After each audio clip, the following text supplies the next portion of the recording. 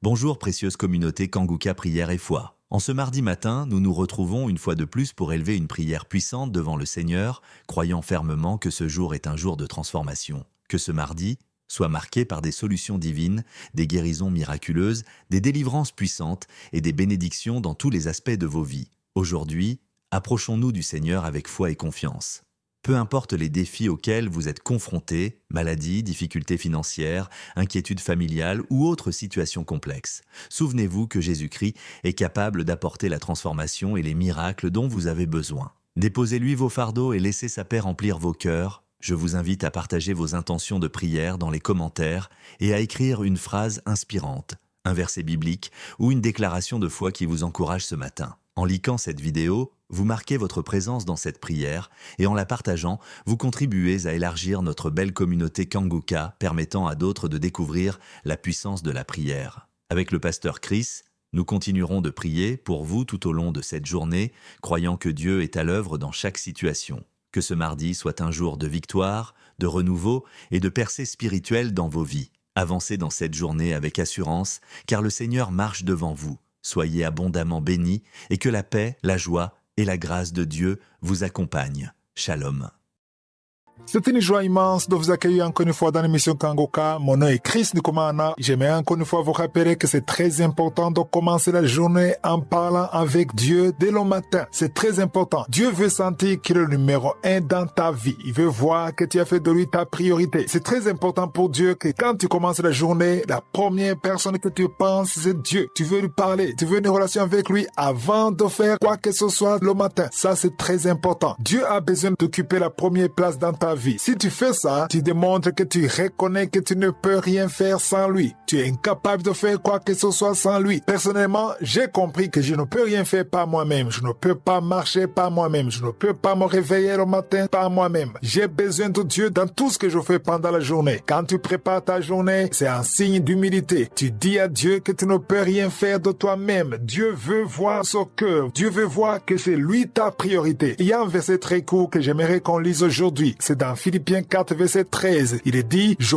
puis tout par celui qui me fortifie. C'est Paul qui écrit aux Philippiens disant, je puis tout par celui qui me fortifie. Et ce matin, quand tu prépares la journée, j'aimerais que tu te prépares spirituellement et physiquement et mentalement pour que tu comprennes que tu ne peux rien faire sans Dieu. Tu ne peux pas respirer sans Dieu. Tu ne peux pas marcher sans Dieu. Tu ne peux pas travailler sans Dieu. Tu ne peux pas étudier sans Dieu. Tu ne peux rien faire sans Dieu. Tout ce que tu fais, c'est par la grâce de Dieu. Tu as une bonne santé parce que Dieu t'a donné la santé. Il ne faut pas penser que tu as la santé parce que tu as bien mangé. Si tu as bien mangé, c'est Dieu qui t'a donné la capacité de bien manger. C'est grâce à Dieu que tu peux manger ce que tu manges. Tu peux te dire que tu es intelligent. Mais d'où est-ce que tu as eu cette intelligence? C'est Dieu qui t'a donné l'intelligence. Tu n'as pas acheté l'intelligence. Tu t'es retrouvé intelligent. C'est Dieu qui t'a donné l'intelligence. Tu vas à l'école, tu trouves que tu es mieux que les autres. Mais c'est pas ta force. C'est parce qu'il y a quelque chose que Dieu a mis en toi. Tu peux te dire que tu as de la sagesse. Ou bien tu as lu beaucoup de livres et tu es instruit. Mais où est-ce que tu as eu tous ces livres? Tu n'as pas décidé de naître dans la famille où tu es né. Tu peux te dire, tu es d'une belle famille, vous êtes riche, tu viens de telle tribu, tu n'as pas décidé quoi que ce soit. C'est Dieu qui a fait de toi ce que tu es. C'est important que le matin, tu sois conscient que tu dépends de Dieu dans tout ce que tu fais. Tu peux dire que tu es belle. La beauté que tu as, tu ne l'as pas achetée. Tu l'as reçue gratuitement. Quand tu es conscient que tu dépends de Dieu dans tout ce que tu fais, tu peux pas avoir de l'orgueil. Tu fais peut-être de bonnes actions en aidant les pauvres, en aidant les veuves, en soutenant l'œuvre de Dieu, mais tu fais tout ça par la grâce de Dieu. C'est Dieu qui a mis en toi le cœur généreux, qui veut partager. Tout ce que tu fais, c'est par la grâce de Dieu. Tu arrives à nourrir ta femme et tes enfants, ta famille, grâce à Dieu qui te fortifie. Tu étudies et tu réussis par la grâce de Dieu. Et ce matin, je veux que tu apprennes à préparer la journée avec humilité, tout en sachant que tu ne peux rien faire par toi-même. Le passage dit, je puis tout, et le mot tout est important car ça englobe tout. Ce qui est physique, ce qui est spirituel, tu peux tout par la grâce de Dieu. C'est la meilleure façon de préparer ta journée. Préparer ta journée en étant conscient que tout ce que tu vas faire, c'est par la grâce de Dieu. Tout ce que tu possèdes. Il y a des choses peut-être qui impressionnent les autres, mais c'est par la grâce de Dieu que tu as tout ça. Voilà la meilleure façon de préparer la journée. Quand tu prépares la journée, c'est merci Dieu qui t'a fortifié. C'est très important de reconnaître chaque fois que c'est par la grâce de Dieu que tu as ce que tu as et que tu fais ce que tu fais. Et quand tu seras conscient de ça, l'orgueil l'orgueil n'aura pas de place dans ton cœur. L'orgueil n'a pas de place. Quand tu reconnais que tu vis grâce à Dieu, ton cœur bat grâce à Dieu, tu respires grâce à Dieu, tu marches grâce à Dieu, tu as tout ce que tu as parce que Dieu te l'a donné. Tu n'as rien de toi-même. L'intelligence que tu as, la force que tu as, l'énergie que tu as, c'est la grâce de Dieu. Et chaque matin, quand tu pries, remercie Dieu parce qu'il t'a réveillé le matin. Remercie Dieu pour tout ce qu'il va faire le matin à travers toi. Remercie Dieu pour toutes les capacités que tu as. C'est ça la meilleure façon de préparer la journée. Les gens qui sont orgueilleux le sont parce qu'ils oublient qu'ils ont ce qu'ils ont parce qu'ils l'ont reçu de Dieu. Plus tu t'humilies, plus Dieu va t'élever, il va t'utiliser. Il peut t'utiliser à faire des miracles, à faire des choses impressionnantes. Et quand Dieu le fera, tu resteras toi-même et tu rendras grâce parce que tu reconnaîtras que c'est par la grâce de Dieu que tu es tout ce que tu es. Quand tu prépares la journée, dis-le à Dieu de ta bouche en disant que tu peux tout par Dieu qui te fortifie et que tu ne peux rien faire par toi-même. C'est important de comprendre que dans chaque homme, il y a deux hommes. Il y a l'homme intérieur et l'homme extérieur. L'homme extérieur, c'est ce que vous voyez, c'est le corps physique. Tout ce que vous voyez avec vos yeux physiques, c'est l'homme extérieur. Mais la Bible parle de l'homme intérieur. Et chaque fois que tu manges, tu es en train de nourrir l'homme extérieur. Tu es en train de nourrir le corps physique. Quand tu manges, tu nourris le corps physique. Mais il faut savoir qu'il y a aussi le corps spirituel. Beaucoup de chrétiens nourrissent le corps physique, mais ne nourrissent pas le corps spirituel. Le corps spirituel est nourri à travers la parole et la prière. Deux choses, la parole et la prière. Si tu pries régulièrement et que tu manges la parole de Dieu, ça veut dire que tu écoutes la parole de Dieu, tu es en train de fortifier ton corps intérieur. Mais si tu nourris seulement le corps extérieur, le corps physique, ça veut dire que l'homme intérieur n'est pas nourri. C'est important de comprendre l'importance de l'homme intérieur. Si tu prépares la journée chaque matin, ça veut dire que chaque matin tu nourris l'homme intérieur. Il y a ceux qui mangent, qui prennent le petit déjeuner, qui se préparent, mais qui ne prient pas. Ça veut dire que l'homme intérieur est mort spirituellement. Lisons dans Ephésiens 3, verset 14-16. Le verset 14 dit, « À cause de cela, je fléchis les genoux devant le Père, duquel tire son nom toute famille dans les cieux et sur la terre, afin qu'il vous donne, selon la richesse de sa gloire, d'être puissamment fortifié par son esprit, E majuscule, c'est-à-dire l'esprit de Dieu, dans l'homme intérieur. » C'est la dernière partie. A été fortifié par son esprit dans l'homme intérieur. Donc c'est le Saint-Esprit qui fortifie l'homme intérieur. Comment est-ce que le Saint-Esprit va fortifier l'homme intérieur? Par la prière et la parole de Dieu. Quand tu écoutes la parole de Dieu, quand tu lis la parole de Dieu et surtout quand tu pries, tu fortifies l'homme intérieur. Aujourd'hui, j'aimerais vous encourager à prier tous les jours parce que quand tu pries tous les jours, tu fortifies ton homme intérieur. Souvenez-vous de Matthieu 26, verset 40 à 41. Quand Jésus est venu, il a trouvé que les disciples s'étaient endormis. Il a posé une question simple. Il a dit, ne pouvez-vous pas veiller avec moi pendant 1 heure? Veillez et priez, car la chair est faible, mais l'esprit est bien disposé. L'esprit est bien disposé, mais la chair est faible. Quand tu pries, tu fortifies ton homme intérieur à travers la prière. En peu de mots, si tu manges tous les jours, prie tous les jours. C'est important de prier tous les jours. C'est important de préparer la journée, parce que quand tu prépares la journée, tu fortifies ton homme intérieur, tu te prépares aux attaques de l'ennemi. Parce que tous les jours, il y a des attaques de l'ennemi. Et l'ennemi n'attaque pas seulement le corps physique. Il attaque premièrement le corps intérieur. S'il gagne ton homme intérieur, il gagne ta vie. Parce que si tu perds la force spirituelle, même si tu es fort physiquement, tu es fini parce que la force intérieure, c'est ça qui est plus important. Ce que je veux que vous compreniez, c'est que quand tu pries tous les jours, tu fortifies ton esprit, il y aura des tentations. Les tentations seront toujours là. C'est important de comprendre qu'il y a toujours des tentations. Les tentations seront toujours là, mais tu vas résister à ces tentations grâce à la prière quotidienne. Je sais qu'il y a beaucoup de tentations que j'évite parce que je prie tous les jours. Si je ne prie pas tous les jours, je tomberai dans beaucoup de tentations. Il y a des tentations qui te visent, mais parce que tu pries, tu as la force de résister. Beaucoup d'enfants de Dieu nous disent qu'ils tombent dans le péché alors qu'ils savent dans le péché. Ceux qui tombent dans le péché de fornication, ils savent que c'est mauvais. Ils savent que c'est mauvais de le faire. C'est mauvais de coucher avec une femme qui n'est pas ta femme. Tu le sais très bien, mais tu le fais malgré ça. Tu le fais malgré que tu sais que c'est pas bon. Tu ne veux même pas le faire, mais tu te trouves dans une position de faiblesse où tu ne peux pas résister. Mais si tu pries tous les jours, si tu recommandes ta journée entre les mains de Dieu tous les jours, tu écoutes la parole de Dieu et tu pries régulièrement, tu auras la force de résister. Tu auras la force de résister à la tentation. Tu pourras dire non au diable. Tu pourras dire non à la chair. C'est pour ça que ceux qui prient tous les jours sont fortifiés. Jésus a dit, priez tous les jours. Veillez et priez tous les jours. Dans 1 Thessaloniciens 5, verset 17, il est dit, priez sans cesse. Celui qui ne prie pas est faible. Celui qui prie régulièrement devient fort spirituellement. Tu peux paraître faible extérieurement, physiquement, mais si tu pries tous les jours, tu as une force. Moi, je ne m'inquiète pas pour un chrétien qui prie tous les jours, parce que si tu pries tous les jours, la force du Seigneur est avec toi, le Saint-Esprit est avec toi, la grâce de Dieu est avec toi, et tu auras une vie de victoire. Que la prière soit une vie, que tu aies envie de prier ou pas, mais que la prière fasse partie de ta vie quotidienne, parce que celui qui ne prie pas du tout est mort spirituellement. Tu as des soucis, tu es découragé, il y a une solution. Décharge-toi de tous tes soucis sur le Seigneur. Jésus veut porter tes soucis. Pourquoi est-ce que tu portes tous ces soucis alors qu'il y a quelqu'un qui vient les porter pour toi? C'est pourquoi dès le matin, tu devrais te décharger sur Dieu de tous tes soucis, parce qu'il prend soin de toi. C'est du moins la promesse que nous avons dans la parole de Dieu. Une des promesses que j'aime beaucoup dans la Bible, dans 1 Pierre 5, verset 7. Pierre a écrit en disant, déchargez-vous sur lui de tous vos soucis. Pas certains soucis, mais de tous vos soucis, car lui-même prend soin de vous. Ce n'est pas que nous allons demander à Dieu de prendre soin de nous. Il prend déjà soin de nous. Toi qui commences la journée, quand tu te lèves le matin, parle à Dieu. Décharge-toi de tous tes soucis sur lui et fais-lui confiance. Moi, quand je me lève le matin, je mets tout entre les mains de Dieu. Tout ce qui va se passer, tout ce que je sais et tout ce que j'ignore. Parce que la parole de Dieu dit tous les soucis. Pourquoi les enfants de Dieu préfèrent sélectionner les soucis? Tu peux te dire qu'il y a des soucis que tu peux régler. Oui, tu dois faire quelque chose. J'aimerais que vous compreniez que je ne vous demande pas d'être paresseux, d'être là, de ne rien faire. Non, fais ce que tu peux, mais sache que tout ce que tu pourras faire, c'est par la grâce de Dieu. Il faut lui parler. S'il y a des soucis, parle de tes soucis à Dieu et fais-lui confiance. N'attends pas que les choses dégénèrent. Parfois, les enfants de Dieu attendent que les choses soient graves, soient compliquées pour venir à Dieu. Moi, j'ai compris qu'il faut venir à Dieu tous les jours, chaque matin, quand la journée commence, recommande tout entre les mains de Dieu. Parce que quand tu ne décharges pas tes soucis sur lui, ça veut dire que tu veux les garder, tu veux contrôler ta vie. Et c'est dangereux quand tu veux contrôler ta vie parce que tu es limité. Tu ne connais même pas ce qui va se passer demain. Tu ignores tout. Mais Dieu connaît tout. Il connaît tes problèmes. Il connaît ton lendemain. Il connaît la fin de ta vie. Il connaît tout. Fais-lui confiance. Quand tu commences la journée, c'est une nouvelle journée qui commence. Mais Dieu connaît cette journée avant même qu'elle soit créée. Pour les nouveaux, j'aimerais vous informer que c'est Dieu qui a créé cette journée qui commence. Si tu m'écoutes le matin, c'est Dieu qui a créé cette journée. Et quand Dieu crée une journée, il connaît tout ce qui se passe. Il est au contrôle. Ne soyez pas inquiets parce que Dieu est sur le trône. Chaque fois que je me rappelle qu'il est sur le trône, qu'il commande tout, je suis dans la paix et je suis confiant parce que son nom c'est El Shaddai. Il est capable, il a toute la puissance. Rien n'est impossible devant lui. Présenter ses soucis à Dieu ne veut pas dire que tu vas être paresseux. Attendre que Dieu fasse tout sans que tu fasses quoi que ce soit. Il y a des problèmes que Dieu résout à travers toi, à travers ton intelligence, à travers ton énergie, à travers tes relations. Mais il y a d'autres problèmes que Dieu résout sans te consulter, en agissant à travers ses anges à sa façon. Mais ce qui est important dans cette émission, je veux que nous comprenions que c'est très important de commencer la journée avec lui. Parce que chaque fois que tu prépares la journée, ce qui est important, c'est ton humilité. Quand on parle de préparer la journée, l'important, ce n'est pas seulement de prier parce qu'il y a ceux qui prient avec de l'orgueil spirituel. Ne prie pas avec de l'orgueil spirituel. Humilie-toi. Reconnais que tu ne peux rien faire de toi-même. Invite Dieu dans ta vie. Il va envoyer ses anges pour t'assister. C'est la meilleure façon d'avoir l'assistance parfaite de Dieu. Il faut l'inviter. Il faut le laisser prendre le contrôle de ta vie. Est-ce que tu le laisses contrôler ta vie? Parce que quand tu ne pries pas du tout, ça veut dire que tu es sûr de toi-même. Tu n'as pas besoin d'aide. Et Dieu veut être ton maître. Il veut guider ta vie. Il veut influencer ta vie. Mais ne le fera pas par force. Il veut que toi-même tu l'invites. Et quand tu pries, ça veut dire que tu l'invites. Quand tu pries, ça veut dire que tu reconnais que tu ne peux pas y arriver seul. Voilà pourquoi chaque mercredi, je vous demande de commencer la journée avec Dieu. Tous les jours, quand tu commences la journée, ne commence pas la journée seul. Même si tu es retraité, même si tu es à la maison, parle à Dieu. Ouvre ta bouche. Manifeste la dépendance. Dieu aime la dépendance. Un enfant de Dieu qui est indépendant par rapport à Dieu, il n'a rien compris parce que tu ne peux pas contrôler la vie. Tu ne peux pas contrôler la journée. Tu ne peux pas contrôler les circonstances. Ce que tu peux faire, c'est de t'humilier et laisser Dieu te guider parce qu'il prend soin de toi. J'aime beaucoup ce verset de 1 Pierre 5, verset 7. Il dit, car lui-même prend soin de vous. On s'adresse à quelqu'un qui prend déjà soin de nous. Donc, quand tu commences la journée avec Dieu, les choses peuvent mal tourner, mais tu sais que Dieu est avec toi. Avec Dieu, il n'y a pas de surprise. Nous sommes surpris, mais Dieu n'est jamais surpris. Ce qui est important, c'est de s'humilier, de commencer la journée avec lui, de lui faire confiance, de reconnaître que sans lui, on ne peut rien faire. Si tu dois aller au travail ou à l'école, tu peux pas aller comme tu dormais. Il y a quelque chose que tu dois faire. Tu dois te laver, tu dois te préparer, tu dois t'habiller. Et tu feras ça naturellement. Et dans cette émission, j'aimerais que ça soit naturel de se préparer spirituellement avant de sortir. De la même façon que tu te prépares physiquement, ça serait mieux que tu te prépares aussi spirituellement. Beaucoup d'enfants de Dieu quittent la maison sans se préparer spirituellement. Ils se préparent physiquement, ils se peignent, ils s'habillent, ils se préparent, mais ne préparent pas leur corps spirituel. C'est très important de te préparer spirituellement dans la prière. La meilleure façon de se préparer spirituellement, c'est de se préparer dans la prière. Aujourd'hui, j'aimerais qu'on lise dans Matthieu 5, verset 16. Ici, c'est Jésus qui parle. Il est écrit que votre lumière luise aussi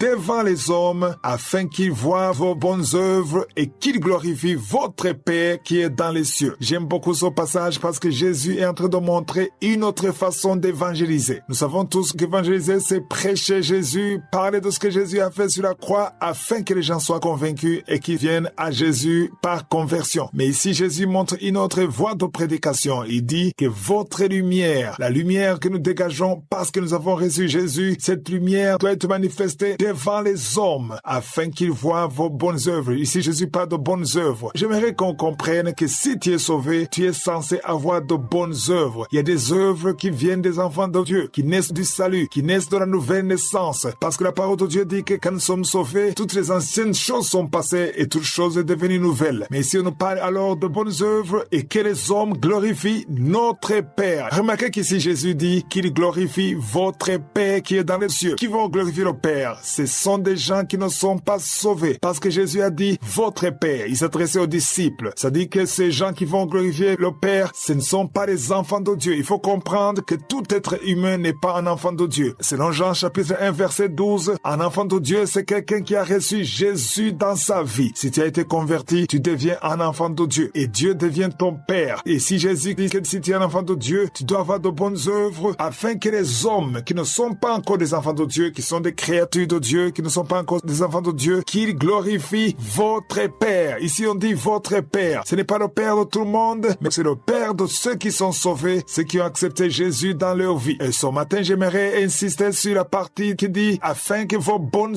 œuvres. Quelles sont les bonnes œuvres dont Jésus parle? Les bonnes œuvres, c'est toute action qui glorifie Dieu, toute action qui sauve quelqu'un. Nous devons comprendre qu'un enfant de Dieu doit donner quelque chose. Il faut une bonne œuvre. Quand on parle de bonne œuvre, beaucoup de gens croient qu'il faut monter les montagnes, il faut aller prêcher partout, mais ce n'est pas forcément ça. Même quand tu partages l'audio, tu es en train d'évangéliser. Quand tu fais quelque chose de bien à quelqu'un, tu fais une bonne œuvre. La bonne œuvre, c'est quelque chose qui est une bénédiction pour quelqu'un d'autre. Et j'aimerais qu'on comprenne que la bonne œuvre ne dépend pas de quelqu'un qui travaille. Même celui qui est à la retraite peut faire une bonne œuvre. Si tu es à la maison, il y a quelque chose que tu peux faire pour glorifier Dieu. Et je le dis souvent dans cette émission, chaque personne qui m'écoute peut faire quelque chose pour bénir quelqu'un. Chaque matin, quand tu prépares la journée, dis-toi que tu devrais bénir au moins une seule personne. Même si c'est juste une seule personne, il faut qu'il y ait quelqu'un que tu bénisses. Est-ce que tu as béni quelqu'un hier? Est-ce que tu as béni quelqu'un avant-hier? Un enfant de Dieu doit avoir cette nature de bénir les autres. Bénis quelqu'un, même les païens. Un païen, tu peux le bénir. Quand tu lui parles de Jésus, quand tu lui envoies une parole ou un audio d'évangélisation, tu le bénis. Quand tu témoignes ce que Jésus a fait pour toi, tu le bénis parce que tu le pousses à venir à Jésus. Tu peux te lever le matin, tu peux te demander un nom de quelqu'un et tu prends le téléphone, tu y envoies un message ou tu appelles ou tu exhortes. Tu connais quelqu'un qui a des difficultés, tu vas l'exhorter, tu vas l'encourager. Ça, c'est une bonne œuvre. Et en agissant ainsi, cette personne verra la gloire de Dieu, verra l'amour de Dieu en toi. C'est ce que Jésus a dit. Donc, quand tu prépares la journée, il faut pas seulement détruire les œuvres du diable, mais il faut aussi penser à faire quelque chose pour bénir quelqu'un. Que ce soit un chrétien ou un païen, fais quelque chose pour montrer l'amour et la générosité de Dieu. Il y a plein de choses que tu peux faire avec amour et qui peut pousser les gens à voir la gloire de Dieu et surtout la bonté de Dieu. Je connais quelqu'un qui pensait tout le temps à faire du bien. À un certain moment, il était chômeur, il n'avait pas de travail. Mais même s'il n'avait pas de travail, il ne restait pas à la maison. Il se levait, il visitait les hôpitaux, il visitait les malades, il les encourageait, il partageait la parole de Dieu et il priait pour eux. Et s'il y avait quelque chose, il partageait avec eux. Il avait vraiment impacté beaucoup de gens dans cet hôpital. Et tout le monde voyait en lui l'amour parce qu'il ne demandait rien, il n'exigeait rien, il ne te demandait pas de faire ceci ou cela, il partageait l'amour de Dieu. Et les gens étaient très étonnés de voir quelqu'un comme ça, un jeune homme qui visitait les malades alors qu'il n'attend rien en retour. Et beaucoup de gens se sont repentis parce qu'ils voyaient l'amour de Dieu. Chaque jour, tu devrais penser à faire quelque chose de bien. Le matin, quand tu te lèves, après avoir prié, pense à faire quelque chose pendant la journée. Pense à quelqu'un que tu peux bénir bénir. Tu peux même appeler quelqu'un que tu connais qui a des difficultés, il a besoin d'être encouragé, il a besoin d'une parole d'encouragement. Appelle la personne et partage l'amour de Christ. J'ai constaté que les enfants de Dieu pensent rarement à faire de bonnes œuvres pour les autres. Chacun, dans son côté, il passe du temps à demander à Dieu pour être béni pour son compte et sans penser aux autres. Chaque matin, tu devrais demander s'il y a une personne que tu peux bénir. Demande à Dieu de te guider vers quelqu'un. Fais quelque chose pour ton collègue. Fais quelque chose pour ton ami à l'école. Fais quelque chose pour la gloire de Dieu. Il y a certaines personnes qui ont fait de bonnes œuvres dans le passé, mais aujourd'hui, ils sont découragés. Pourquoi? Parce qu'ils trouvent que les gens sont ingrats. C'est vrai que la plupart des gens sont ingrats. Ils ne sont pas reconnaissants. Mais si tu fais une bonne chose, n'attends pas quelque chose en retour. Fais-le pour la gloire de Dieu. Fais-le en pensant à Dieu. Parce que si tu veux vraiment la reconnaissance des gens, tu vas te décourager. Parce que beaucoup de gens sont ingrats. Mais chaque fois que tu fais le bien, fais-le en pensant au Seigneur. Aujourd'hui, j'aimerais vous partager une parole courte qui est dans 2 Thessaloniciens 3, verset 13. 2 Thessaloniciens chapitre 3, verset 13. Il dit, pour vous frères, ne vous lassez pas de faire le bien. Ici, quand on parle de frères, même les sœurs sont compris. Parce que dans la Bible, vous avez vu qu'on parle de frères tout le temps. Parce qu'à l'église, on écrivait aux frères. Mais quand on écrivait aux frères, même les sœurs sont concernées. Donc ici, on s'adresse à l'église, des enfants de Dieu. Ne vous lassez pas de faire le bien. Pourquoi est-ce qu'on les encourage de ne pas se lasser? Parce que parfois, on se lasse. Surtout quand on ne voit rien en retour. On fait le bien, mais les problèmes persistent. On fait le bien, il n'y a rien qui change. On fait le bien à quelqu'un et la personne n'est même pas reconnaissante. Mais la parole de Dieu nous encourage à ne pas nous lasser. Ne vous découragez pas. Persévérez. Faites le bien. Que le fait de faire le bien soit un mode de vie. Mais aujourd'hui, j'aimerais dire qu'à chaque fois que tu fais une bonne œuvre avec amour, il y a quelque chose qui est accompli dans le monde spirituel. Beaucoup de gens ignorent ça. Parce que quand on fait le bien, on s'attend à voir quelque chose physiquement avec les yeux physiques. On s'attend à une réaction de la part de la personne à qui on a aidé. Mais il faut comprendre que quand on fait le bien, un acte de faire le bien produit quelque chose spirituellement. Tu ne vois pas ça. Mais il y a un gain spirituel quelque part. Parce que Dieu est glorifié quand tu fais le bien. Les gens ne vont pas nécessairement rendre gloire à Dieu. Peut-être ils vont pas te remercier. Mais chaque fois que tu fais le bien, il y a une récolte dans le monde spirituel. Peut-être pas maintenant, mais tu le verras peut-être physiquement plus tard. Mais immédiatement, quand tu fais le bien, il y a un gain dans le monde spirituel. C'est vrai qu'il y a des fois des gens qui glorifient Dieu, qui rendent grâce à Dieu. Mais si tu fais une bonne œuvre dans le secret et que personne n'est au courant, sache que Dieu a vu ça. Dieu voit dans le secret et il est toujours glorifié. Et surtout quand tu le fais avec amour. Le passage dit que nous ne devons pas nous lasser de faire le bien. Donc quand tu fais le bien, toi qui fais le bien, continue de faire le bien. Toi qui ne fais rien, c'est le moment de faire le bien parce que si tu es un enfant de Dieu, Dieu s'attend à ce que tu fasses le bien. Et le matin, c'est mieux de se préparer à faire quelque chose pour quelqu'un. Il y a un autre passage que j'aimerais qu'on lise. C'est dans Colossiens chapitre 3, verset 23. Il est écrit, tout ce que vous faites, faites-le de bon cœur comme pour le Seigneur et non pour des hommes. Ça, c'est très fort. Il est dit, faites-le comme pour le Seigneur et non pour des hommes. Et surtout, on a dit, faites-le de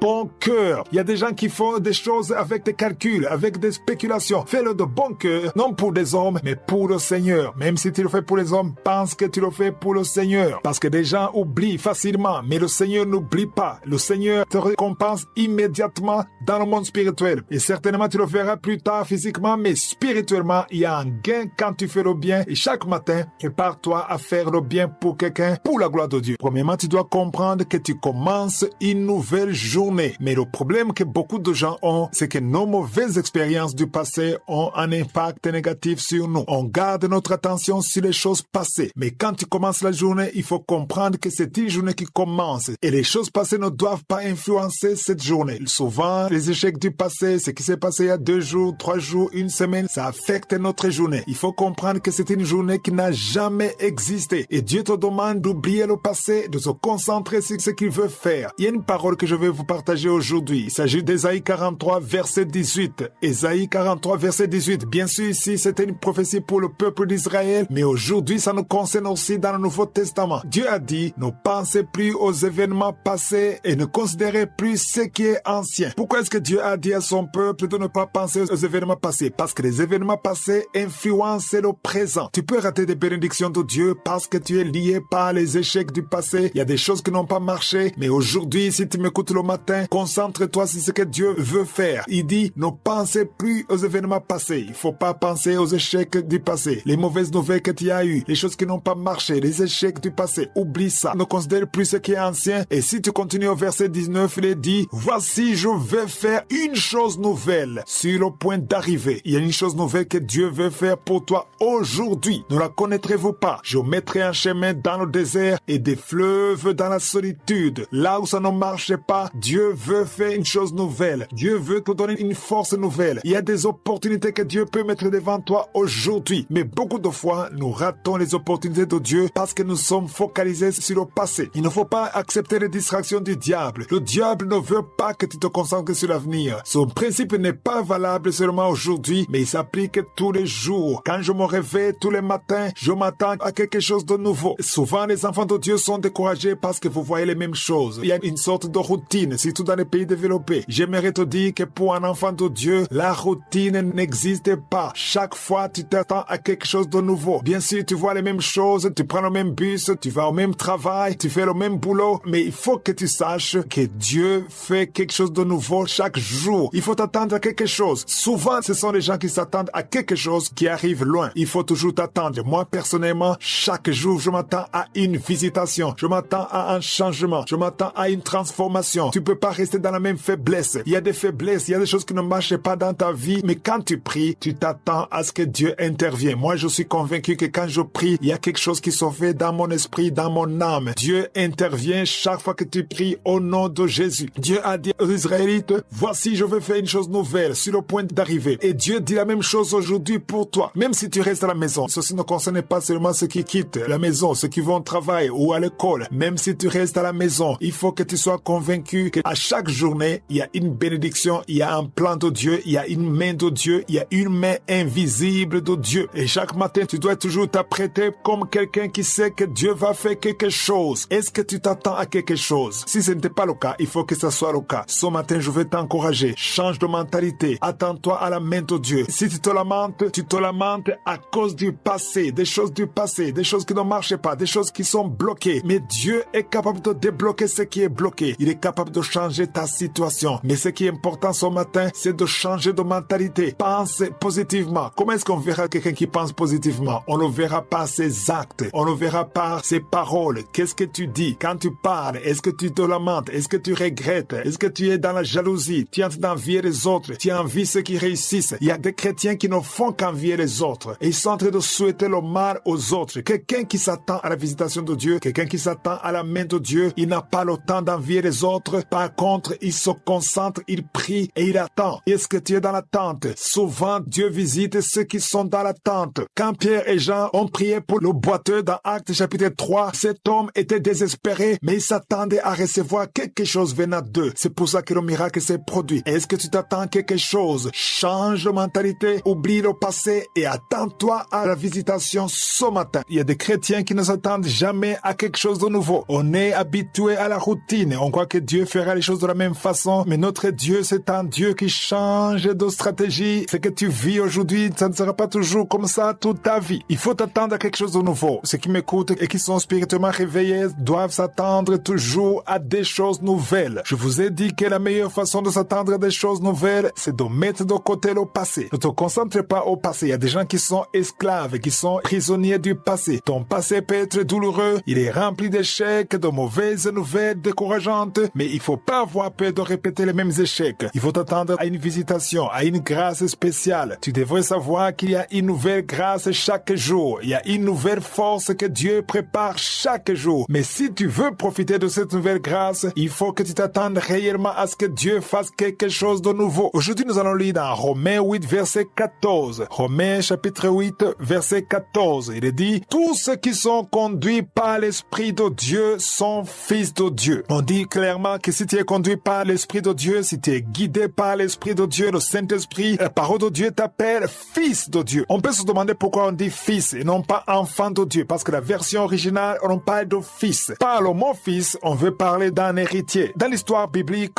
il n'y a que les fils qui héritent. En Israël, il n'y a que les fils qui héritent. Les filles n'héritent pas. Donc, toi qui es sauvé, si tu es une fille ou une femme, tu es concerné par ce verset parce que la parole de Dieu dit que dans le Seigneur, il n'y a ni homme ni femme. Donc, si tu es né de nouveau, si tu as accepté Jésus comme ton Seigneur et ton Sauveur, spirituellement parlant, tu es fils de Dieu. Donc, tu es héritier, même si tu es une femme ou une fille, tu es fils de Dieu. Tu es héritier héritier de Dieu. Donc ce verset te concerne. Si tu es conduit par le Saint-Esprit, tu es fils de Dieu. Donc si tu es fils de Dieu, tu dois laisser le Saint-Esprit te conduire, te guider. Mais comment est-ce qu'il va te guider? Il parle dans ton cœur. Souvent c'est une voix douce. Il t'inspire dans tes pensées. Tu as l'envie de faire quelque chose. Chaque fois que tu es prêt à faire quelque chose qui est contraire à la volonté de Dieu, le Saint-Esprit va te montrer que c'est pas bien. Il y a une voix douce. Il va te chuchoter dans ton cœur. Il va te dire c'est pas bien. Tu sens que la conscience te parle. Il y a beaucoup de choses que tu ne ferais pas si tu prenais le temps d'écouter la voix du Saint-Esprit. Beaucoup de chrétiens ne veulent pas écouter. Ils veulent juste suivre les prophètes, mais ne veulent pas écouter la voix du Saint-Esprit. Aujourd'hui, nous sommes dans le Nouveau Testament et nous sommes conduits par le Saint-Esprit. Il ne faut pas résister au Saint-Esprit. Quand le Saint-Esprit te dit de faire quelque chose et que tu ne le fais pas, tu sais que c'est mauvais, mais tu le fais quand même. Quand tu fais quelque chose qui est contre la parole de Dieu, tu résistes au Saint-Esprit et le Saint-Esprit est attristé. C'est ce qui est écrit dans Éphésiens 4, verset 30. Éphésiens 4, verset 30, il est écrit « N'attristez pas le Saint-Esprit de Dieu par lequel vous avez été scellés pour le jour de la rédemption. » Ici, on dit clairement que le Saint-Esprit peut être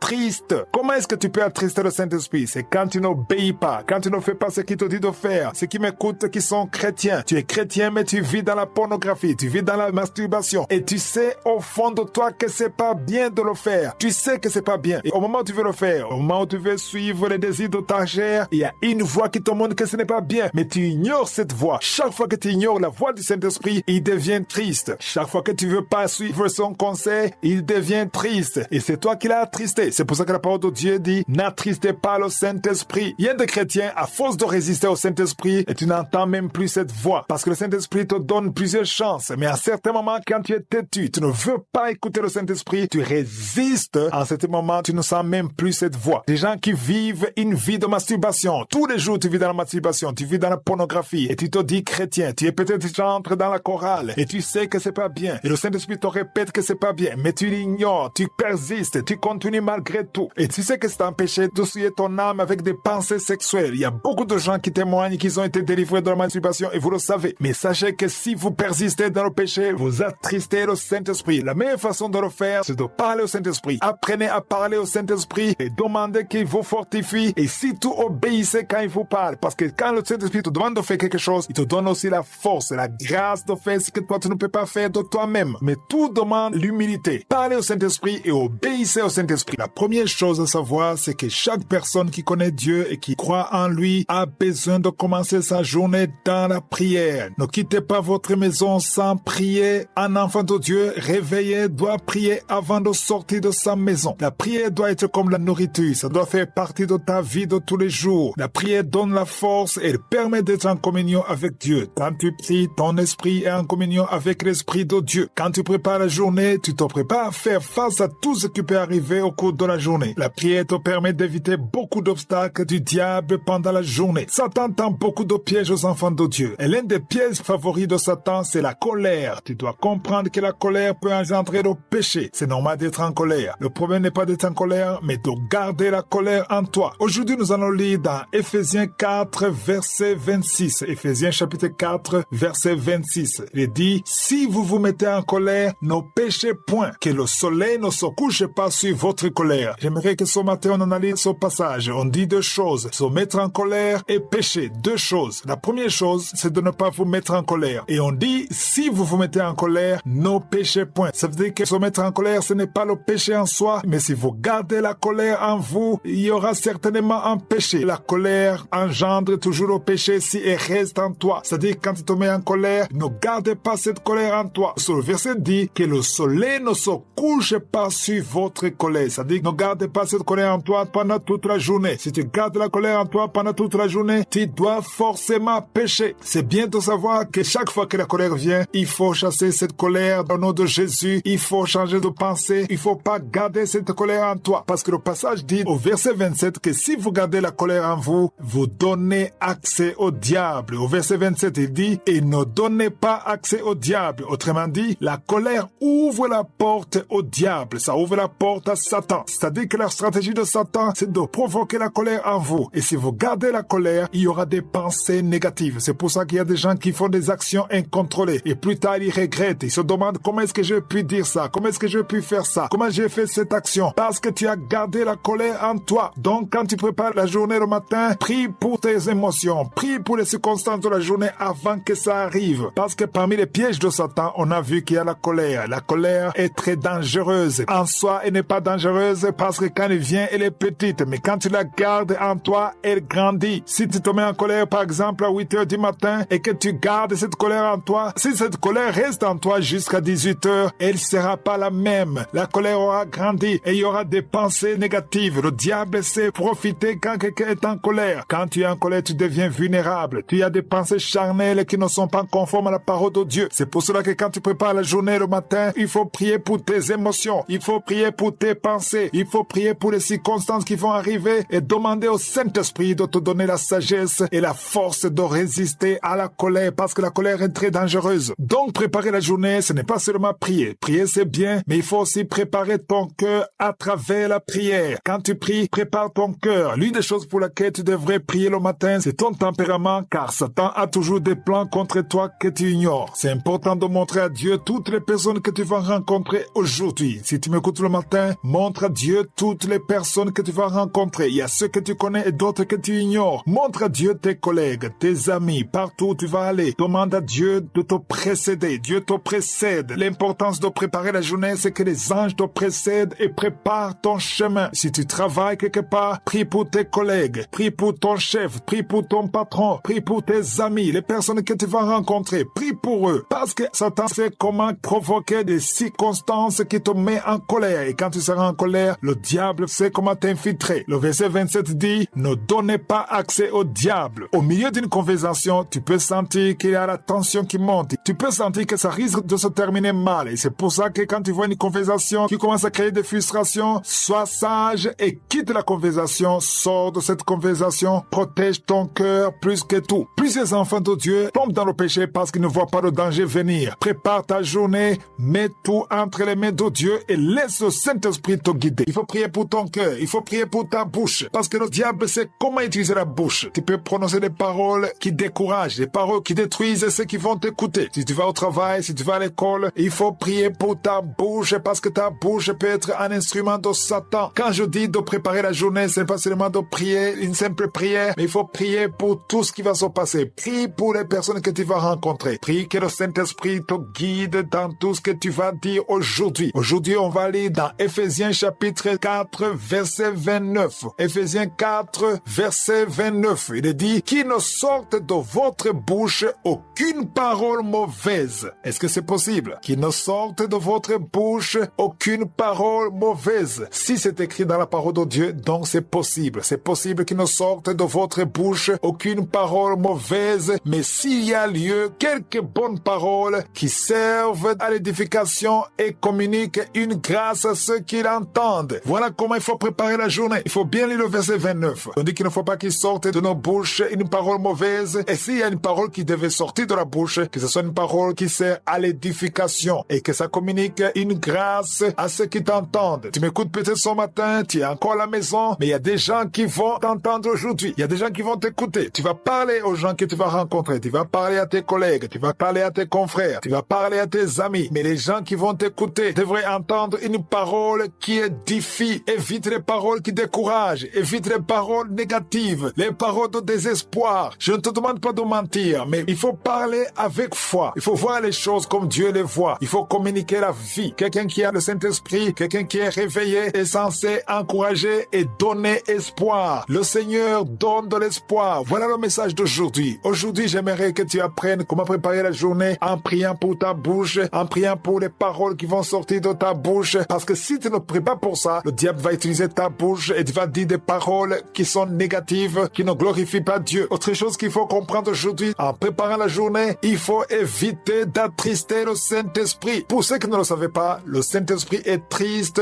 quand on le désobéit. Quand on désobéit, quand on ne fait pas ce que le Saint-Esprit nous dit de faire, il devient triste. C'est pour cela que chaque matin, quand tu pries pour la journée, prie pour la disposition disposition de ton cœur, que ton cœur soit disposé à écouter le Saint-Esprit, parce que la parole de Dieu dit dans Romains 8, verset 14, que les enfants de Dieu sont conduits par le Saint-Esprit. Donc il faut laisser le Saint-Esprit te guider. Dans Éphésiens chapitre 4, verset 30, il est dit, n'attristez pas le Saint-Esprit de Dieu, par lequel vous avez été scellés pour le jour de la rédemption. On dit qu'il ne faut pas l'attrister. C'est peut-être nouveau pour certains, mais le Saint-Esprit est triste quand on ne l'obéit pas. Et il ne force pas. Il te parle, il te montre. Tu peux te demander, comment est-ce qu'il peut me parler, puisque je n'ai jamais entendu sa voix. Sa voix n'est pas forcément audible. Souvent, il parle dans la voix intérieure, la voix cachée, dans le cœur. Tu as envie de faire quelque chose de bien conformément à la parole de Dieu, ça vient du Saint-Esprit. Tous ceux qui pêchent, tous ceux qui font des choses horribles, ils savent que c'est mauvais. Tous ceux qui font de l'adultère, la fornication, ils savent que c'est mauvais. Mais il y a une voix intérieure qui te chuchote dans le cœur. Il y a une voix qui te parle. Il faut écouter et obéir. Donc, en préparant la journée, il faut prier pour ta bouche, il faut prier pour ton cœur, il faut te préparer à marcher selon la voix du Saint-Esprit et surtout ne pas le résister. Et il faut le faire chaque matin. Et quand tu le fais avec foi, le Saint-Esprit sera vers toi pendant toute la journée. Si vous lisez dans Jean chapitre 15, verset 4, Jésus a dit à ses disciples, demeurez en moi et je demeurerai en vous. On voit que pour que Jésus demeure en toi, il faut que toi tu demeures en lui. Demeure en lui et si tu demeures en lui, lui aussi va demeurer en toi. Comme le sarment ne peut de lui-même porter du fruit s'il ne demeure attaché au cep, ainsi vous ne le pouvez non plus si vous ne demeurez en moi. Jésus est en train de donner un message très profond en disant que pour qu'il demeure en toi, il faut d'abord que tu demeures en lui. Il donne l'exemple d'un sarment. Le sarment, c'est comme une branche qui ne peut pas demeurer sur un arbre et porter du fruit s'il ne demeure pas attaché au cep. Par cep, on veut parler du tronc. Un arbre a un tronc, il y a des branches, il faut que la branche soit attachée au tronc qui est le cep, sinon il n'y aura pas de fruit. Pour demeurer dans le Seigneur, tu dois d'abord apprendre à commencer la journée avec lui. Tu ne peux pas demeurer avec quelqu'un si tu n'étais pas avec cette personne dès le début. Quand on demeure, on faut d'abord un début. Le début, c'est être avec la personne et puis tu restes avec la personne. Donc tu peux pas rester avec Dieu pendant toute la journée si tu n'as pas commencé la journée avec lui. Il faut commencer avec lui et rester avec lui, demeurer en lui. C'est ça le message de ce matin. Jésus a dit, demeurez en moi et je demeurerai en vous. Comme le sarment ne peut de lui-même porter du fruit s'il ne demeure attaché au cep, ainsi vous ne le pouvez non plus si vous ne demeurez en moi. Ces paroles de Jésus sont très importantes. Le sarment ou la branche ne peut pas produire du fruit de lui-même. C'est impossible. Il tire la vie de l'arbre et l'arbre a des racines. Donc si tu coupes la branche, il n'y aura pas de fruit. La branche sera sèche et ne peut pas porter du fruit. Jésus veut que nous portions du fruit parce qu'au verset 5, il dit, je suis le cep.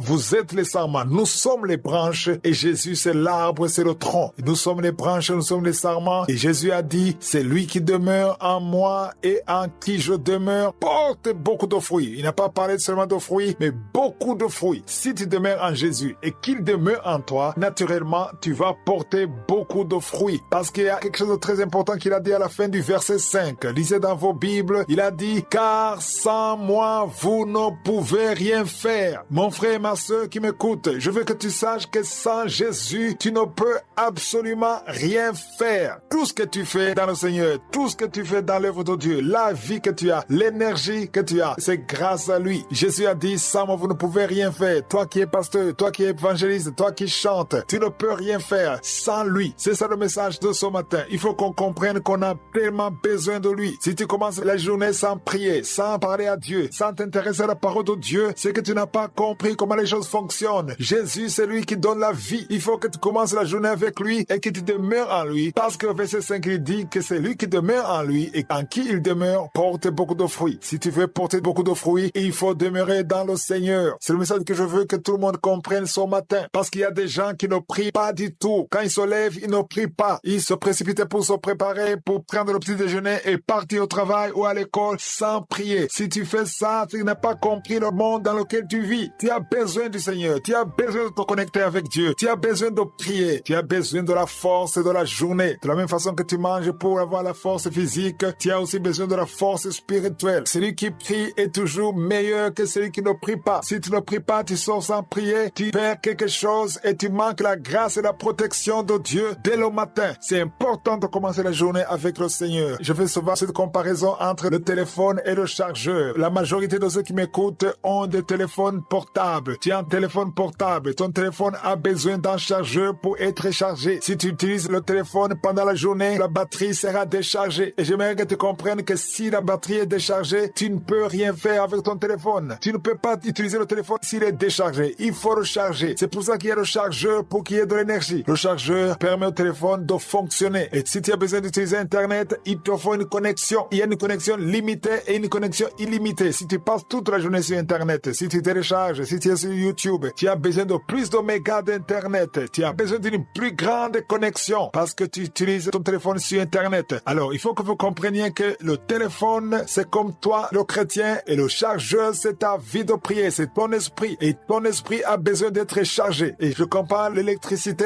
au Saint-Esprit parce que c'est le Saint-Esprit qui nous donne la force. Et sans le Saint-Esprit, tu ne peux rien faire. Et ton téléphone ne peut rien faire sans l'électricité. Même si l'électricité est disponible, si tu ne charges pas ton téléphone, ça ne sert à rien. L'électricité est là, mais ton téléphone est déchargé. Et aux chrétiens qui ne prient pas, le Saint-Esprit est là, mais si tu ne te connectes pas pour avoir de l'énergie, ça ne te sert à rien. Commencez la journée dans la prière pour bénéficier de la force du Seigneur, de la force du Saint-Esprit. C'est important que quand tu commences la journée, tu te connectes à Jésus avant tout. Parce que nous voyons dans Jean chapitre 15, verset 5, où il est écrit que sans moi, vous ne pouvez rien faire. C'est Jésus qui l'a dit. Au verset 4, nous avons vu où Jésus dit, demeurez en moi et je demeurerai en vous. C'est Jésus qui dit de demeurer en lui et que si nous demeurons en lui, lui aussi va demeurer en nous. C'est comme s'il y a une condition. Si tu veux que Jésus demeure en toi, il faut que toi d'abord tu demeures en lui. Il faut que tu te connectes en lui. Comme le sarment ne peut de lui-même porter du fruit, s'il ne demeure attaché au cep, ainsi vous ne pouvez non plus si vous ne demeurez en moi. C'est Jésus qui le dit. Le cep, je vous ai dit que c'est comme le tronc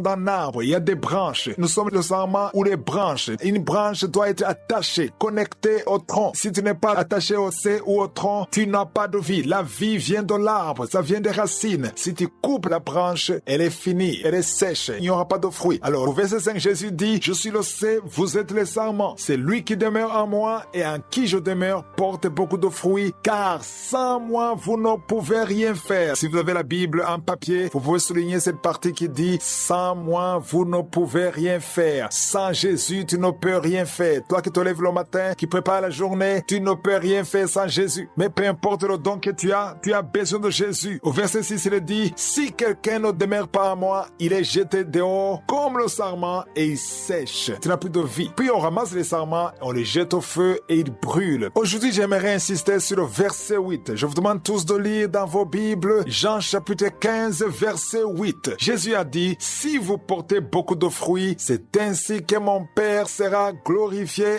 et que vous serez mes disciples. Ça, c'est très important. Il dit si. J'aime beaucoup insister sur la partie qui dit si. Si, ça veut dire qu'il y a une condition. Jésus dit que si vous portez beaucoup de fruits, il n'a pas dit si vous portez des fruits, mais il a dit si vous portez beaucoup de fruits. Parce qu'un enfant de Dieu doit porter beaucoup de fruits. C'est ça qu'il faut demander chaque matin. Si tu veux sortir, il faut que tu aies des fruits. Et si tu portes beaucoup de fruits, c'est ainsi que mon Père sera glorifié. Dieu le Père ne sera pas glorifié juste parce que tu as des fruits. Non, il veut que tu portes beaucoup de fruits. Et quand tu porteras beaucoup de fruits, le verset 8 dit que tu seras appelé disciple de Jésus. Vous serez mes disciples. Aujourd'hui, j'aimerais que vous compreniez qu'il y a une différence entre un enfant de Dieu et un disciple. Beaucoup d'églises sont remplies de chrétiens, des enfants de Dieu, mais peu d'églises ont des disciples. Être un chrétien ne veut pas nécessairement dire être un disciple. Un disciple, c'est quelqu'un qui porte la croix, qui se donne complètement à Jésus, qui suit Jésus. C'est ça que Jésus veut. Il ne veut pas seulement que tu crois en lui, mais il veut que tu sois son disciple. La semaine passée, mercredi passé, je vous ai donné l'exemple du téléphone. Je vous ai montré que le téléphone a besoin d'être chargé pour pouvoir fonctionner toute la journée. Si tu m'écoutes à travers ton téléphone, c'est parce que ton téléphone est chargé. Si ton téléphone n'est pas chargé, tu peux pas m'écouter. Dans un téléphone, il y a une batterie. La batterie, pour moi, c'est l'image de l'esprit humain. Ton esprit doit être chargé. Et comment est-ce qu'il est chargé? Il est chargé à partir du Saint-Esprit. Et l'électricité, c'est l'image du Saint-Esprit. Donc, le téléphone a besoin de l'électricité pour être chargé. Quand tu pries, quand tu prépares la journée, quand tu parles à Dieu, ça veut dire que ton esprit est en train d'être chargé. Il y a la connexion entre ton esprit et l'esprit de Dieu. Et quand l'esprit humain est connecté à l'esprit de Dieu, il y a l'échange. Comme l'électricité, il y a l'échange de force. Il y a la puissance de Dieu. Il y a la gloire de Dieu qui est communiquée entre Dieu et son enfant. Donc, le téléphone doit être chargé tous les jours. Il faut que ça soit chargé. Parce que plus Dieu t'utilise, plus il faut que tu sois chargé. Est-ce que tu es chargé charger, mon frère et ma sœur. Chaque matin, tu dois te charger dans la prière. Quand tu pries, c'est ton esprit que tu es en train de charger. Et c'est important de le charger pour pouvoir porter des fruits. Il faut que tu sois le disciple de Jésus. C'est important que nous comprenions que Jésus veut que nous portions des fruits. Il y a des chrétiens qui sont là, qui ne portent pas de fruits. Il y a personne qui peut bénéficier de ce que Dieu t'a donné. Il y a personne qui peut être béni à travers toi. Et le royaume de Dieu ne gagne rien de toi. Tu es là pour consommer. Un chrétien n'est pas là seulement pour consommer. Un chrétien doit bénir les autres. Un chrétien doit être une bénédiction. Et pour pouvoir apporter du fruit, il faut que tu te connectes à Dieu chaque matin. Il faut que tu prépares tes journées dans la prière. Et il faut que tu le fasses tous les jours. Voilà donc le bienfait de préparer la journée tous les jours. Ton esprit grandit. Et si tu le fais tous les jours, tu ne peux pas rester la même personne. Il y a un passage que je veux partager avec vous. C'est dans Luc chapitre 22, verset 31 à 32. Luc chapitre 22, verset 31 à 32. C'est Jésus qui parle. Il dit, Simon, Simon, ici par Simon, comprenez que c'est Pierre. Il a dit, Simon, Simon, Satan vous a réclamé pour vous cribler comme le froment. Qui a réclamé qui? C'est le diable, c'est Satan qui a réclamé les disciples. Il n'a pas dit, Simon, Satan t'a réclamé. Il a dit, il vous a réclamé. Satan a réclamé les disciples. Il les a demandés à Dieu. C'est important de comprendre que chaque jour, Satan te réclame. Souvenez-vous de Job. Avant d'être attaqué par le diable, Satan a réclamé Job. Il a demandé la permission à Dieu. Chaque matin, le diable te réclame. Voilà pourquoi il faut prier tous les jours. Parce qu'avant même que tu te lèves, le diable te réclame. Si les gens comprenaient cela, personne ne quitterait sa maison sans prier. Je dis, si les gens comprenaient cela, personne ne quitterait sa maison sans prier. Parce que quand tu sais que pendant que tu dors, avant que tu te lèves, le diable te réclame. La meilleure façon de briser cette réclamation, c'est la prière. Satan a réclamé Pierre. Il a réclamé tous les disciples. Mais au verset 32, Jésus dit, mais j'ai prié pour toi. Tu vois, Satan a réclamé Pierre ou Simon et les disciples, mais Jésus a prié pour lui. Remarquez qu'il a dit, j'ai prié pour toi. Il n'a pas dit, j'ai prié pour vous. J'ai prié pour toi, afin que ta foi ne défaille point. C'est Pierre qui était le leader. C'était comme le pasteur. C'est pour ça qu'il faut prier pour les pasteurs. C'est pour ça qu'il faut prier pour les serviteurs de Dieu, ceux qui ont des responsabilités. Priez pour eux. Parce que si un pasteur est fort, reste dans la fermeté, ça va avoir un impact positif sur l'église.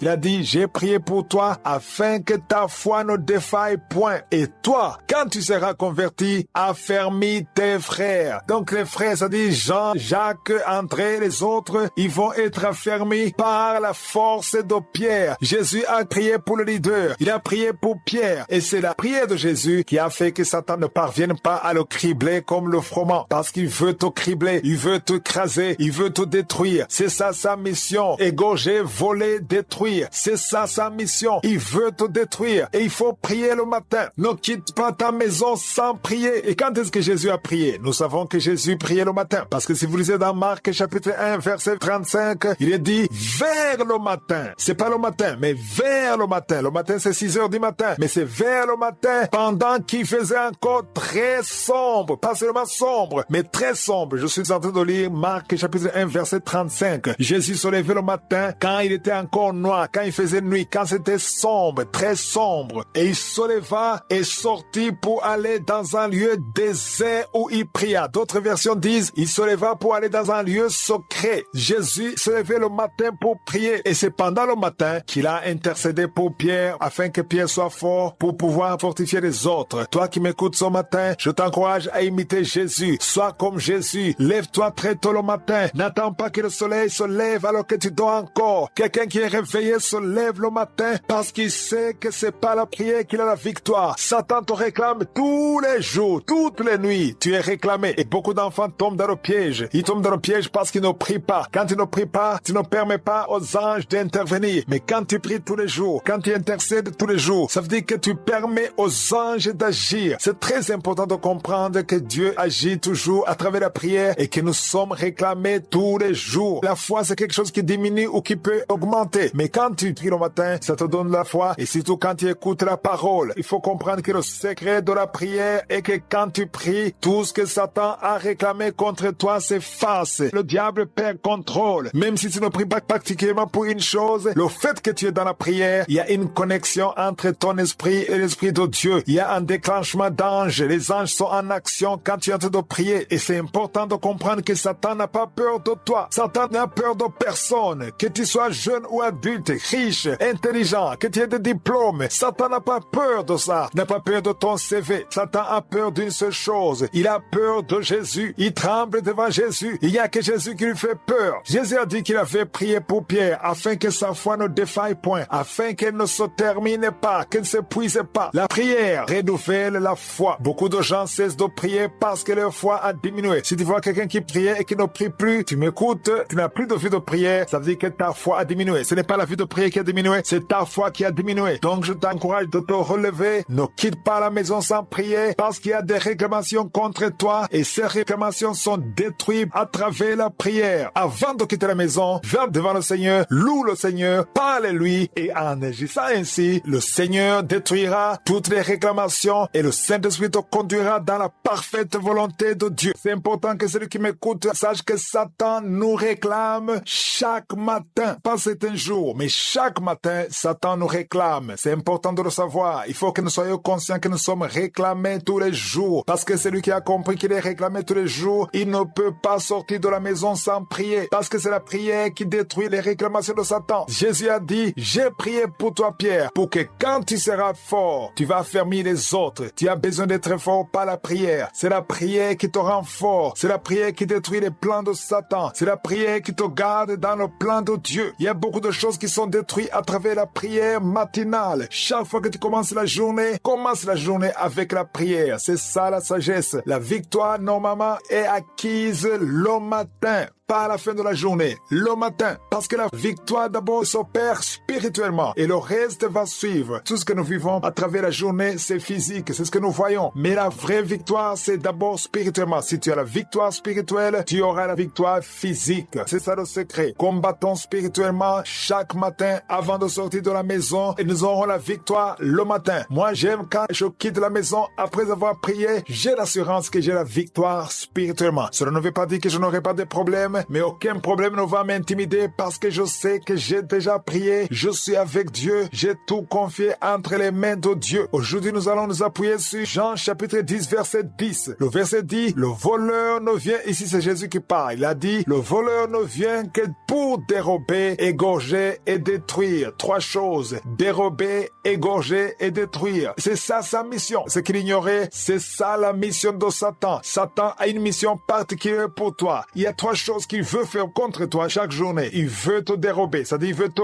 voler, il veut te gorger, c'est-à-dire il veut te tuer et il veut te détruire. Il veut détruire ta vie, il veut détruire ton avenir, il veut détruire tes bénédictions. C'est ça sa mission. Il a des émissaires, il a des anges qu'il a envoyés pour te voler, pour te tuer et pour te détruire. Il ne fait rien que ça. C'est ça sa mission. Et si tu as compris cela, tu as intérêt d'avoir une bonne relation avec Dieu pour rester avec Jésus partout où tu vas et c'est là où tu auras la couverture spirituelle. S'il ne t'a pas encore tué, c'est parce qu'il n'a pas eu l'occasion. Il cherche à te tuer, mais tu es couvert, tu es protégé. Dieu te protège tous les jours. C'est pour ça qu'il faut le remercier tous les jours. Moi, chaque matin, je le remercie pour la vie, je le remercie pour la protection. Je sais que ma vie serait complètement désastreuse sans l'assistance de Dieu. Il y a la main de Dieu sur moi, même si je ne la vois pas physiquement, je sais qu'elle est là. Si toi tu respires, si tu vis encore, si tu n'es pas détruit, dérobé, volé, c'est parce que la main de Dieu est sur toi. C'est pour ça qu'il faut rendre grâce. Si tu ne rends pas grâce, ça veut dire que soit tu ne comprends pas, soit tu es ingrat. On a compris la mission de Satan. C'est important de le comprendre. Il veut détruire ta vie. Il veut voler tes bénédictions. Il veut arrêter ta vie. C'est le monde dans lequel nous vivons aujourd'hui. J'aimerais vous donner un exemple ce matin. Imagine que tu es dans une maison le matin et que tu veux sortir. Mais avant de sortir, on t'informe qu'il y a des ennemis qui t'attendent dehors, qui sont prêts à t'attaquer. Ils ont des flèches, ils ont des fusils, ils ont des armes. Ils veulent te détruire. Est-ce que tu oserais de sortir normalement comme si de rien n'était? Non. Tu vas chercher à te protéger. S'il faut sortir, tu es forcé à sortir, tu vas te protéger. Tu vas essayer de trouver des militaires pour te protéger. Tu vas essayer de chercher une armée pour t'escorter pour que tu puisses sortir. Sinon, tu es condamné à mourir. Dans les pays qui sont en guerre, il y a certaines rues que tu ne peux pas utiliser marcher à moins que tu sois escorté par des militaires. Les militaires t'escortent pour assurer ta protection. Si tu vas seul, tu es condamné à mourir. C'est comme si tu te suicides. Il y a des chrétiens qui sortent comme ça sans prier. Ils mangent, ils s'habillent, ils se préparent, ils se coiffent et ils sortent sans se soucier de quoi que ce soit alors qu'il est un enfant de Dieu, alors qu'il est né de nouveau. Les chrétiens qui font ça, ils font ce que moi j'appelle un suicide spirituel. Si tu sors sans prier, c'est comme si tu t'exposes. Tu es en train de te suicider spirituellement parce que tu te mets en danger. La protection, l'assurance, c'est de parler avec Dieu avant de sortir. C'est de prier avant de sortir. C'est d'être sûr que tu es avec Dieu parce que c'est Dieu qui est plus fort que Satan. Satan n'a pas peur de toi. Il a peur de Jésus. Il faut avoir la relation avec Jésus afin d'avoir l'assurance avant de sortir de la maison. Et en agissant ainsi, tu sais que tu as la protection divine. Si tu as la protection spirituelle, tu as déjà la victoire dans le monde visible. Ne cherche pas Dieu quand tu as des problèmes, mais cherche-le tous les jours et c'est un signe d'humilité.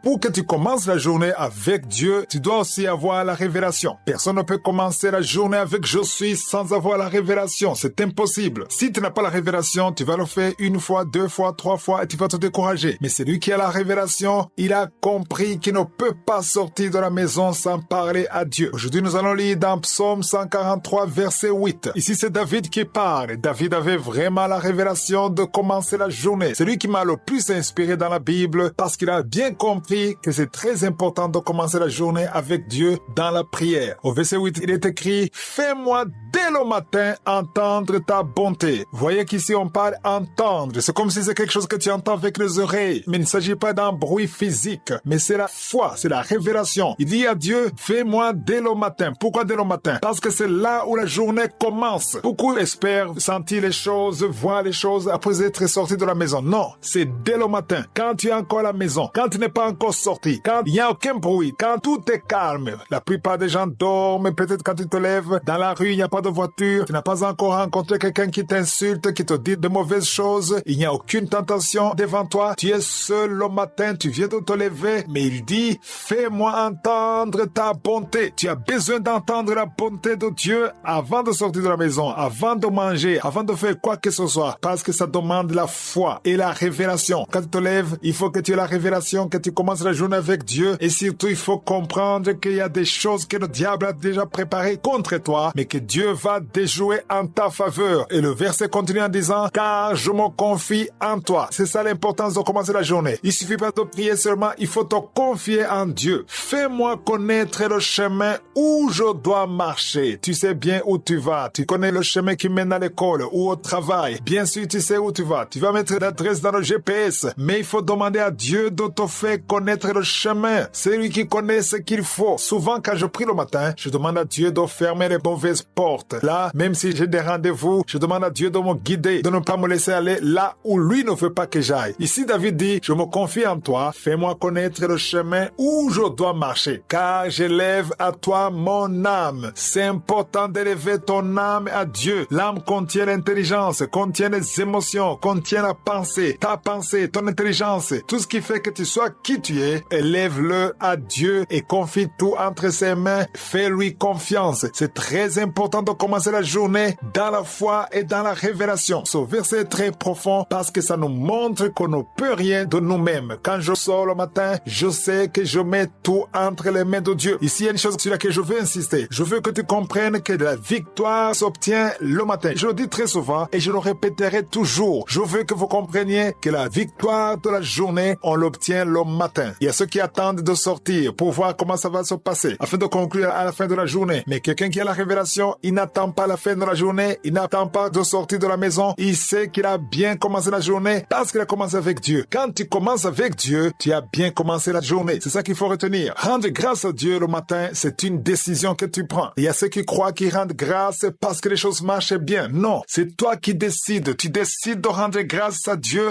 peu importe la situation, que ce soit mauvaise ou bonne, rends grâce à Dieu. C'est pourquoi tu dois commencer la journée en invoquant Dieu pour qu'il te montre sa bonté. Le verset dit, montre-moi ta bonté. La bonté de Dieu, c'est lui qui te la montre. La bonté de Dieu, c'est sa gloire. Ça se fera dans ton esprit. Ce n'est pas des choses physiques que tu dois voir. Et ça, tu l'as dès le matin avant de sortir de la maison. Vous comprenez par là qu'il s'agit de la foi. C'est la foi. Tu y crois. Tu as de l'espérance. Si tu y crois vraiment, tu vas vivre ça tous les jours. J'ai vu des gens qui ont écouté ces enseignements, qui ont commencé à préparer la journée 1 semaine, 2 semaines et ils abandonnent. Pourquoi? Parce qu'ils croient que commencer la journée, c'est de la magie. Tu commences la journée, il y a des choses qui vont se passer dans la journée parce que tu as commencé la journée. Quand tu commences la journée, tu te mets entre les mains de Dieu, tu lui fais confiance et tu veux marcher avec lui. Et cela ne veut pas dire que tu n'auras pas de problème. Il y aura des problèmes peut-être, mais même s'il y a des problèmes, tu sais que tu es avec Dieu. Les problèmes seront toujours là. Ne priez pas pour qu'il n'y ait pas de problème dans la vie. Les problèmes seront là, mais ça ne fait pas peur parce que tu es avec Dieu. Commence avec Dieu, commence avec lui et marche avec lui partout où tu iras et tu seras en sécurité parce que lui-même guidera ta vie. C'est important de comprendre que quand on commence la journée avec Dieu, ça veut dire qu'on honore Dieu. Honorer quelqu'un veut dire le mettre à part, le distinguer des autres. Je ne sais pas si vous avez remarqué que si vous invitez un ami, un voisin, bien sûr vous l'honorez, vous le respectez en tant qu'ami. Et s'il arrive que ton voisin te rend visite, tu te sens à l'aise, tu partages avec lui ce que tu as dans ta maison, il n'y a pas de choses compliquées, c'est tout à fait normal parce que c'est ton ami, vous êtes familier, vous vous voyez souvent. Mais quand tu invites quelqu'un que tu respectes, par exemple, supposons que tu invites ton pasteur à l'église, tu l'invites chez toi. Il y a un accueil particulier que tu vas réserver à ton pasteur qui est différent de ton voisin ou n'importe qui parce que tu l'honores. Tout dépend de la façon dont tu vois ton pasteur. Si tu le respectes, si c'est quelqu'un que tu donnes beaucoup d'importance, beaucoup de respect, ça veut dire que la façon dont tu vas l'accueillir est très différente des autres qui sont familiers avec toi. Ou supposons que le président de ton pays ou le roi de ton pays te dit qu'il va venir dîner chez toi le soir. L'accueil que tu vas réserver à ton président ou à ton roi est très différent de l'accueil que tu réserves à ton voisin ou un ami que tu rencontres tous les jours. Maintenant, je ne suis pas en train de te parler d'un président, je ne te parle pas d'un roi, je ne te parle pas d'un ministre, mais je te parle du Dieu vivant qui a créé le ciel et la terre. Si Dieu te visite ce soir dans ta maison, comment est-ce que tu vas l'accueillir? Essayez d'imaginer quand Jésus a dit à Zachée, il a dit, ce soir je vais venir dîner chez toi. Comment est-ce que Zachée l'a accueilli? Essayez de vous imaginer ça. Il l'a honoré parce qu'il avait beaucoup de respect et beaucoup d'estime pour Jésus. Vous vous souvenez que quand Jésus passait, Lazare est monté sur un arbre pour pouvoir le voir. Donc Jésus était quelqu'un de très important. Et si Dieu vient dîner chez toi, ton accueil va montrer la façon dont tu vois Dieu. C'est pour cela qu'aujourd'hui, j'aimerais qu'on se base sur la parole qui est écrite dans Malachie chapitre 1 verset 6. Malachie chapitre 1 verset 6. Dans ce passage, Dieu réprimande son peuple en disant, où est mon honneur? Il est écrit, un fils honore son père et un serviteur son maître. Si je suis père, où est l'honneur qui m'est dû? C'est Dieu qui pose la question. Où est l'honneur qui m'est dû? Si je suis maître, où est la crainte qu'on a de moi? Dieu veut être honoré. Chaque fois que tu te réveilles le matin, si tu dis je ne peux pas sortir de la maison sans prier, je vais d'abord m'humilier et entrer dans la présence de Dieu, je vais rendre grâce, ça veut dire que tu honores Dieu. Dieu est touché quand son enfant se lève le matin et commence à lui parler avant de parler à qui que ce soit. Quand tu commences la journée avec Dieu, il faut comprendre que tu l'honores. Dieu s'attend à ce que chaque fois que tu te réveilles, tu comprennes que c'est lui qui t'a protégé toute la nuit et c'est lui qui va te protéger toute la journée et que tu ne peux rien faire sans lui. Et quand tu pries le matin, quand tu dis que c'est lui le numéro 1 de ta vie, tu dois commencer avec lui, tu commences la journée avec lui, tu confies la journée entre ses mains, lui il comprend que tu l'honores. Dieu est touché quand on l'honore. C'est pour cela qu'il pose la question, où est mon honneur? Dieu te pose la question, où est mon honneur? Où est la crainte qu'on a de moi? Dieu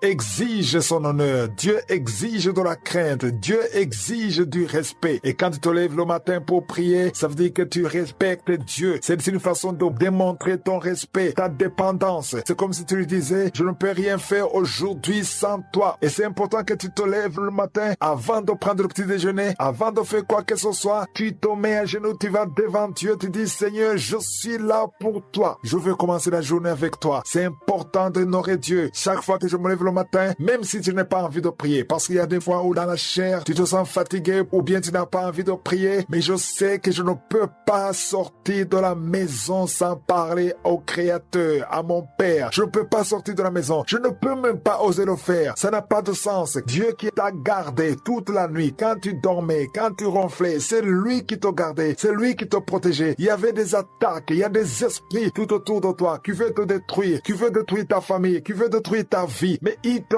garde, il te protège. Tu respires encore, tu vis encore grâce à lui et tu sors sans prier. Commence la journée avec Dieu. Ce qui est important, c'est de faire de sorte que chaque matin tu pries comme une vie normale. Prier devrait être ton style de vie. Prier devait faire partie de tes habitudes. Ça ne devrait pas être un problème. Il faut que ça soit naturel dans ta vie parce que ça demande de la discipline. Ne quitte donc jamais la maison sans prier. Laisse-le être ton maître et il va te guider toute la journée et il sera touché par l'honneur que tu lui donnes en commençant par lui le matin.